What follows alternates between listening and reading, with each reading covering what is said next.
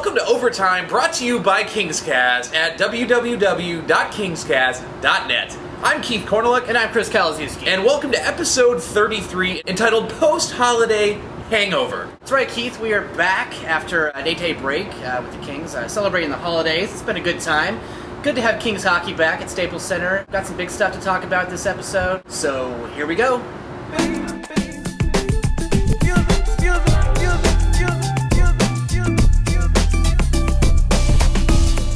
So Chris, Phoenix, Arizona, Kings come back, Ryan Smith is back in the lineup, Jack Johnson is back in the lineup, Wayne Simmons is back in the lineup. Kings are on the ice for 5 minutes, and what happens? Justin Williams gets injured.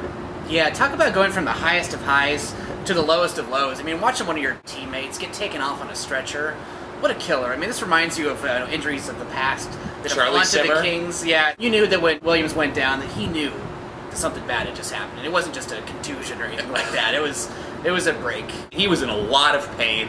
Turns out that he just got ankle surgery, and he's going to be out for 3 months. 3 months. That really hurts. You know, we just got the band back together. There was a lot of excitement going into this game, and to have that happen was simply devastating. Yeah, it was demoralizing almost. I mean, the Kings have played with so much heart through these injuries, and one of your main guys, your top line right winger, goes down. It's a lot to deal with. Yeah, and he's been one of those guys who's really been holding the team together with all these guys being injured, you know, silently, but still effectively. Another painful loss on the road, and slowly slipping down the standings. Yeah, we are. Rob Scuderi had a little rough game at the end, so did Davis Drewiski. You know, you kind of expect that coming back from a break, and we were hoping for a blowout since Smith was back in there, but we couldn't get it back together. Unfortunate loss, and then we head back to Staples Center tonight.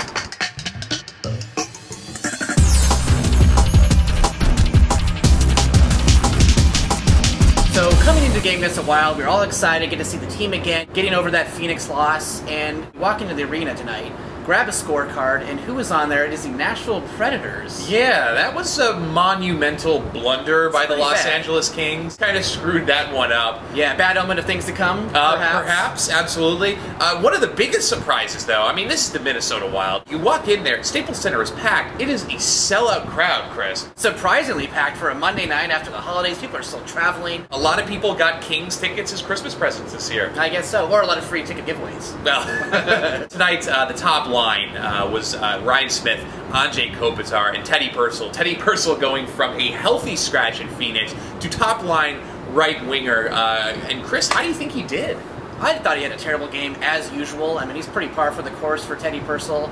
We've talked about this all season long. Now, Teddy Purcell has not had a good season. Completely ineffective. You breathe on the guy and he loses possession. Yeah, he was a ragdoll out there, and he's had so many last chances. The question is, when is it really the last chance and something gets done? To me, he was ineffective on the top line. It's to the point where I cringe when I see him on the ice. He just can't handle it. I found myself during the game, head in hands going, Purcell, you know, you just can't have that on the top line, Chris. Not when you got guys like Simmons or even Oscar Moeller down there.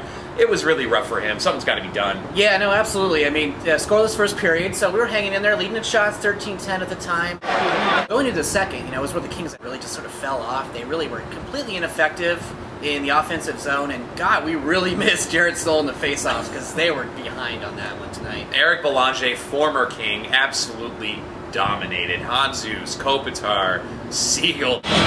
Not a good period at all. They played maybe 3-4 minutes of decent hockey. The Kings did score. Drew Doughty, you know, off a really good rush. Just goes to show you what happens when you crash the net. Good things can happen. Took it all the way in, scored his 9th goal, which is up there with the leaders on the team, which is so impressive for a defenseman, a young defenseman like Drew Doughty. But, you know, based on the way our offense is playing right now, we need him to score. We need that defensive scoring. Going to the third, the Wild scored another goal, went up 3-1. Belanger again. Belanger again, which is painful. I mean, come on. I thought the Kings played better in the third period. You know, they really had a good offensive attack. They scored to tie it up, you know, with just a minute or two left. Everybody was celebrating. We were thinking we were going to go to another shootout. And then literally 12 seconds later, the Wild score. They win 4-3. Yeah, no, and David Courtney was still announcing the goal by the Kings in that third period when they scored, so that just crushed them. Took any momentum they did have. No way to get back there with 70 seconds left, and another loss.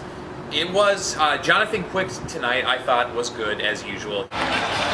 You look at the fourth line too, Chris, Ivanov, Moeller, and Siegel. Nothing against Oscar Moeller, but we really need to bring someone up who's got a little bit more weight, can push people around a little bit more. I don't think Oscar Moeller's that guy, but if you want to try him on the right wing on the top line, I'm all for, you know, a 2-game experiment there. But with 14 games in January, in 30 days, you need to figure out a way to pull it together. Now, Chris, we have at Calgary, at Minnesota, home against the Washington Capitals, the St. Louis Blues. I mean, it is a rough schedule. These are, for the most part, really good teams. The Western Conference this year is just simply too good to have lapses like this. They got to start winning some games. They got to get on a streak again, because we've slipped down to the 7th position right now in the conference. And we have Detroit 3 games in 9th place right now. 3 points out. That's pretty scary. Yeah, we lose 2 games, we could be out of the playoff hunt for the first time this entire season. So Los Angeles has to figure out a way to do it.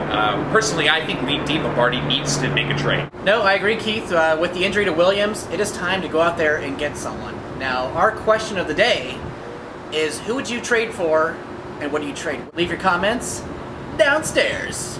You know, personally, when it comes to trading, Chris, I was looking at the standings today, and in the Eastern Conference, Carolina, they're pretty much out of it. Toronto is second to last. They're 14th and 3 points out of a playoff spot. So there's not a lot of people to trade with. You have Edmonton, who's out of it right now, Anaheim, but we're not really going to trade with people in the Western Conference this early, so it's very difficult. Well, we got some holes to fill. We need to take care of that right now. We're going to be sitting back in double-digit placement again, which we're all too used to, but we got to turn this thing around right now.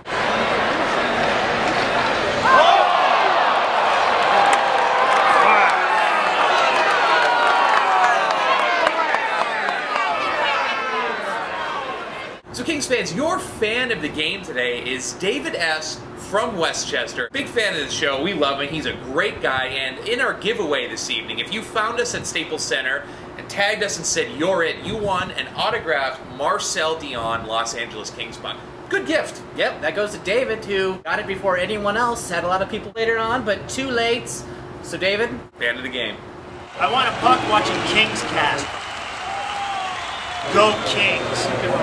So winding down here, that is this episode. You know, looking forward to a bunch of games. Can't mess around here. Kings got to start winning some games, or we're going to be out of this pretty quickly. We'll be back at Staples Center this Saturday against the Washington Capitals. Ovechkin's in town. Ovechkin's in the house. Yep. Alexander Semin. It's going to be an interesting game. I am not optimistic about it, Chris. I am at all. Not at all. That said, Kings fans, do not lose hope. We're still a good team. We just got to figure out a way to bring it back together.